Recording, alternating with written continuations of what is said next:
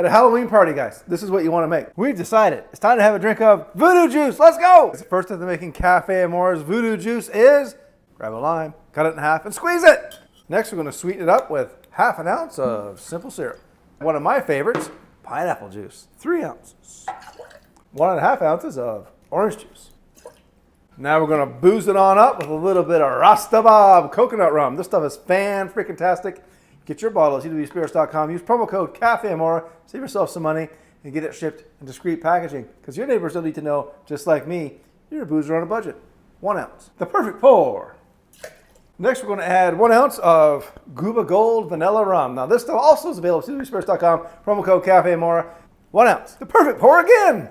Next, we're going to color things up with a little bit of Blue Curacao. This stuff is freaking great. Use it all the time. Trust me. Get a bottle of Curacao. You're definitely going to use it. Last but certainly not least, we're going to add 1 ounce of banana liqueur. Another thing you should have in your bar. Banana rum, banana liqueur. You use it all the time.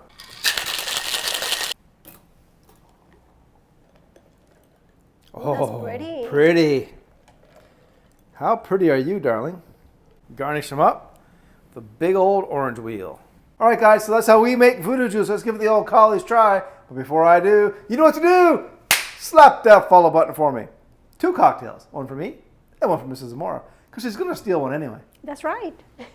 I don't steal, I borrow. She borrows permanently. All right, let's give it a try. Oh, wow, that's delicious. Damn, that's freaking good. Holy crap.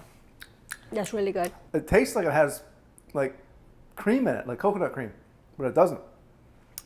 That's freaking good. I could drink the whole thing.